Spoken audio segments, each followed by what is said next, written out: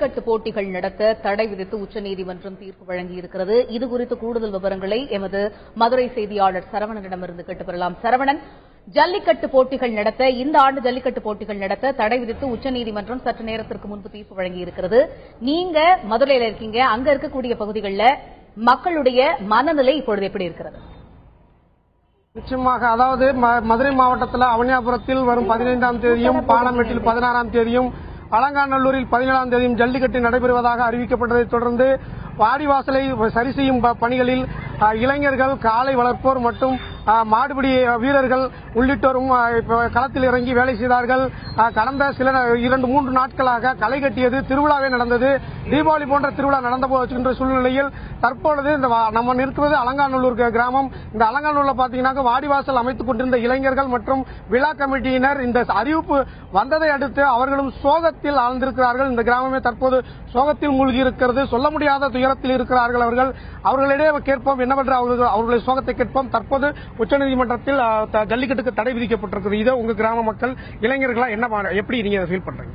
ரொம்ப சோகமாகவும் ஒரு கருப்பு தினமா தான் இன்னைக்கு எங்களுக்கு தெரியுது. இந்த மாதிரி நம்ப வச்சு கழுத்தறுத்து மாதிரி எங்களுக்கு ரொம்ப சிரமமா இருக்கு. மனவேதனையை சொல்லவே பேசவே முடியல. அந்த அளவுக்கு சூழ்நிலைகள் இருக்கு.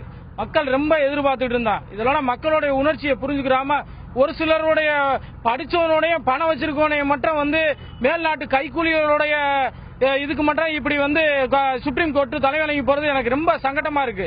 அப்புறம் எதுக்கு தமிழ்நாட்டில் ஓட்டு போட்டு முதல்வர் பிரதமர்லாம் எதுக்கு நம்ம தேர்ந்தெடுக்கிறோம்? தேவையே இல்லையா? படிச்சவனு சுப்ரீம் கோர்ட் நீதிபதியும் நாட்டை ஆண்டு போலாமே. இது தேவையே இல்லையா? இன்னைக்கு இத்தனை லட்சம் பேர் எதுக்கு ஓட்டு போடுறான்? ஓட்டே போடுறதே இல்ல. சுப்ரீம் கோர்ட் படிச்சவன் அந்தந்த மாநிலத்தில் அந்தந்த கிராமத்தில் எல்லாமே அப்படி செஞ்சுட்டு போயிருங்க. இனிமேல் ஓட்டு கேட்டு எலெக்ஷன்ல வைக்காதீங்க. மக்களால தேர்ந்தெடுக்கப்பட்ட முதல்வரும் தேவையில்லை, பிரதமரும் தேவையில்லை. அந்த அளவுக்கு ஒரு மக்களுடைய உணர்வை புரிஞ்சுக்கிட்டு மக்களுடைய இது என்னன்றத புரிஞ்சுக்கிட்டு ஒரு தீர்ப்பு கொடுத்தத ஜட்ஜ்மெண்ட்டை ஒரு அரசாணையை புறக்கணிக்கிறது மாதிரி இருக்கிற அளவுக்கு இவ்வளவு மோசமா போய்கிட்டு இருக்கு. மக்களுக்காகத்தான் சட்டமும் திட்டமும், அந்த மக்களுக்காக உள்ள சட்டமும் திட்டத்தையும் படிச்சவன வெளிநாட்டோட கைக்கூலிகளை ஒரு குறைஞ்சபட்ச பேர் இப்படி செஞ்சு அதை நிப்பாட்டுறது, உணர்ச்சியை நிப்பாட்டுறது, இது ரொம்ப முடிவு ரொம்ப மக்களை பாதிக்கும், நாட்டோட வளர்ச்சியை ரொம்ப பாதிக்கும். ஏன்னா இது ரொம்ப சொல்ல முடியாத துயரத்தில் இருக்க நாங்க. அதாவது சொல்ல முடியாத துயரத்தில் இருப்பதாக அவரது ஆதங்கத்தை தெரிவித்திருக்கிறார். மேலும் மாடுபிடி வீரர் இங்க இருக்கிறார், அவரிடம் கேட்போம். நீங்க ஒரு மாடுபிடி வீரரா, இந்த ஆண்டு ஜல்லிக்கட்டு, அதாவது போன வருஷம் ஜல்லிக்கட்டு தடைப்பட்டது, இந்த ஆண்டு ஜல்லிக்கட்டு அறிவிக்கப்பட்டது. ஜல்லிக்கட்டு அறிவிச்சோடனே நீங்க வேலையெல்லாம் பார்த்துட்டு இருக்கிறீங்க. இந்த சூழ்நிலையில இன்று தடை விதிக்கப்பட்டிருக்குது. இந்த நிலையில உங்களோட மனநிலை எப்படி இருக்கு? இந்த முடிவை நாங்க கண்டிப்பா ஏத்துக்கவே முடியாது. தடையை மீறி அதுக்கு மேல மாட வைப்போம். முடிஞ்சா கைது பண்ணி உள்ள வச்சுக்கோங்க. முடிவு. அதாவது இவர்களோட முடிவு தன்னோட ஆதங்கத்தை வெளிப்படுத்துகிறார். மேலும் திண்டுக்கல்லில் இருந்து ஒருவர் நாகராஜ் என்பவர் இந்த அலங்காநல்லூரில் வாடிவாசலில் மாட வைப்பதற்காக டோக்கன் பெறுவதற்காக வந்திருக்கிறார். அவரிடம் கேட்போம். இப்ப திண்டுக்கல்ல இருந்து இங்க நீங்க எதுக்காக வந்திருக்கீங்க? இப்ப இந்த தடை விதிக்கப்பட்டிருக்கு, இதை நீங்க எப்படி பாக்குறீங்க? ரொம்ப வருத்தமா இருக்கு. நினைச்சே பார்க்க முடியல. இதெல்லாம் எங்களால ஏன் இப்படி தமிழரோட விளையாட்டு தான் இது.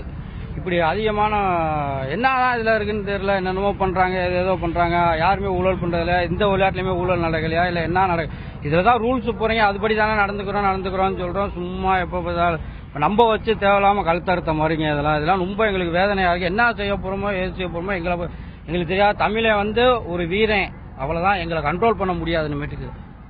அதாவது அவர் ஒரு மாடு வளர்ப்பவர். அவர் திண்டுக்கல்ல இருந்து தனது மாட்டுக்கு டோக்கன் வாங்குவதற்காக இங்க வந்திருக்கிறார்.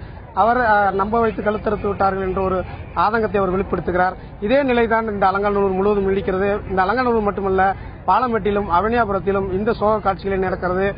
குறிப்பா பாத்தீங்கன்னா பாலமேட்டில் முக்கால்வாசி கேலரிகள் அமைத்து விட்டார்கள். இந்த சூழ்நிலையில் அவர்கள் அந்த கேலரிகளை அமைத்துவிட்டு மிகவும் சோகத்தில் அந்த பகுதியில் ஆழ்ந்திருக்கிறார்கள். அவனியாபுரம் பகுதியில் இன்று கேலரி அமைப்பதற்கான முழு வீச்சில் பணிகள் நடந்து கொண்டிருக்கிறது.